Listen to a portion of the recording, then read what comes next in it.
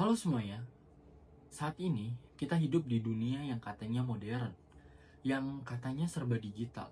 Tapi anehnya, semakin digital hidup kita, semakin banyak orang yang kerja keras, tapi banyak yang nggak sejahtera. Coba kita lihat driver ojol yang kerja tiap hari, dari pagi sampai malam, tapi penghasilannya lebih jauh dari kata layak. Ataupun freelancer yang proyeknya mereka banyak tapi tiap akhir bulan gitu ngerasa pendapatannya belum cukup ataupun mereka masih kurang gitu. Tapi di balik semua itu ada satu masalah besar yang jarang dipahami, yaitu literasi finansial digital. Ini masalah yang serius. Ini bukan sekedar salah mereka. Sistemnya memang dibangun supaya mereka nggak pernah benar-benar naik kelas. Dan di sini kita akan bahas lebih lanjut tentang literasi finansial digital di tengah maraknya gig work.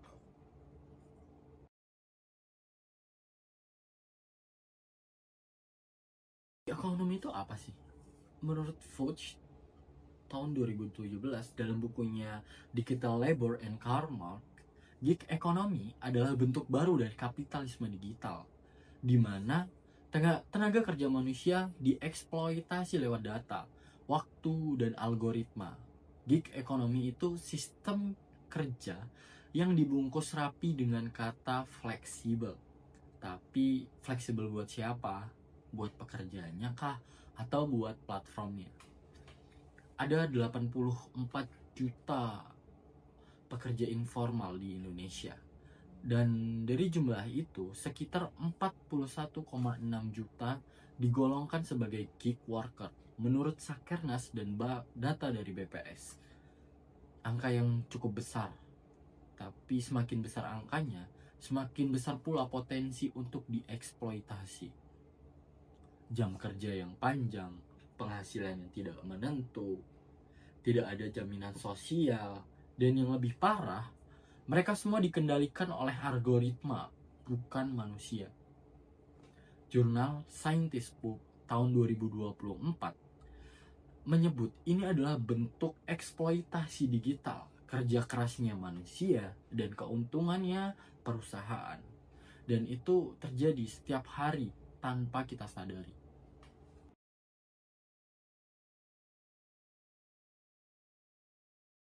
Literasi finansial digital itu bukan cuma tahu caranya pakai e-wallet, bukan tahu caranya transfer, itu bukan. Tapi ini tentang pemahaman keuangan, menguasai teknologi, dan mampu membuat keputusan finansial yang aman di dunia yang serba cepat dan ringkas ini. OECD sudah bilang, dari 2018, literasi finansial digital mencakup pengetahuan keuangan, kemampuan digital, dan kesadaran resiko online. Tapi faktanya, data dari OJK tahun 2024 mengatakan literasi keuangan kita baru 65,43%. Data dari INDF tahun 2023, literasi digital kita cuma 62%. Ini kombinasi yang sangat berbahaya. Masuk ke dunia digital tanpa bekal yang ilmu pengetahuan.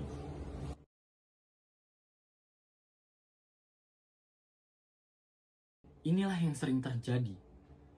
Penghasilan gak stabil, kebutuhan makin naik, akhirnya mereka pada pay later, lalu pinjol, lalu cicilan.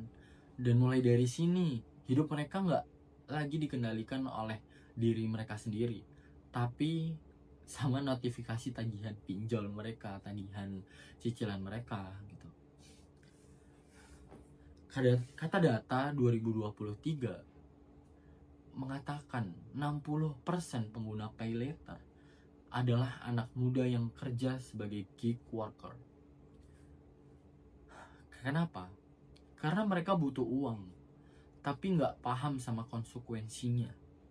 Penelitian CIC, jurnal 2023, bilang literasi finansial digital yang rendah bikin orang mudah terjebak konsumsi impulsif dan kredit online. Dan saat mereka terjebak, perusahaan menang 2 kali.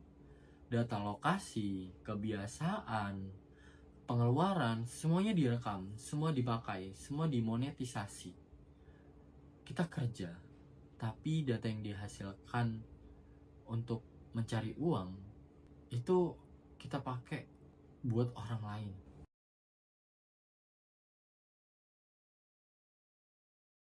BPS 2024 pernah bilang, pengguna vintage naik 300% dalam 5 tahun. Tapi mereka literasi finansial digitalnya stagnan. OJK menerima lebih dari 5.000 laporan kasus pinjol yang bermasalah di tahun 2023 dan 2024. Mayoritas mereka itu adalah pekerja informal atau gig worker.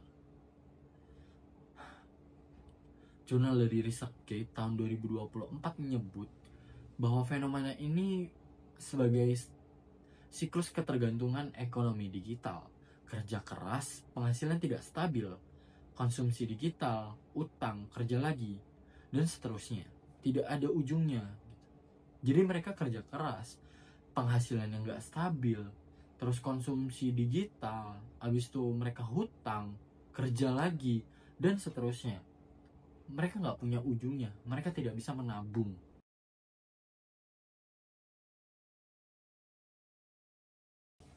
Bayangin, dua orang dengan penghasilan yang sama. Yang pertama paham akan literasi finansial digital, dan yang kedua mereka nggak paham sama literasi finansial digital. Hanya dalam waktu 6 bulan untuk membuktikan perbedaannya. Yang satu stabil dan yang satu tenggelam. Penelitian Nugroho dan Wahyuni tahun 2023 di International Journal of Economics and Finance Studies mengatakan, semakin tinggi literasi finansial digital seseorang, semakin baik kesejahteraannya. Ini bukan mitos, tapi ini data. Solusinya bukan cuman kerja lebih keras.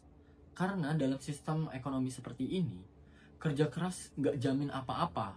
Yang perlu kita lakuin adalah, yang pertama, edukasi diri kita sendiri. Tambah wawasan, pengetahuan tentang literasi finansial digital.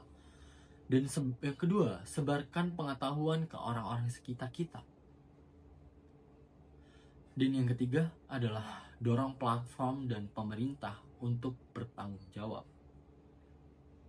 Membuat keputusan-keputusan atau kebijakan yang menguntungkan bagi masyarakat.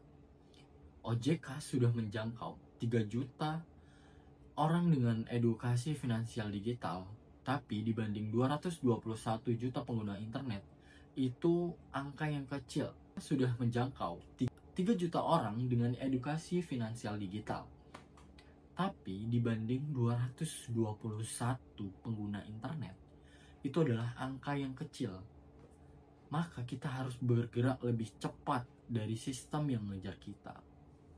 Di dunia digital seperti sekarang, yang kuat bukan cuman orang yang mau kerja keras, tapi orang yang tahu cara kerja sistemnya. Karena kalau kita tidak paham cara mainnya, kita bukan pemain. Tapi tanpa kita sadari, kita sedang dimainkan. Kerja keras itu penting,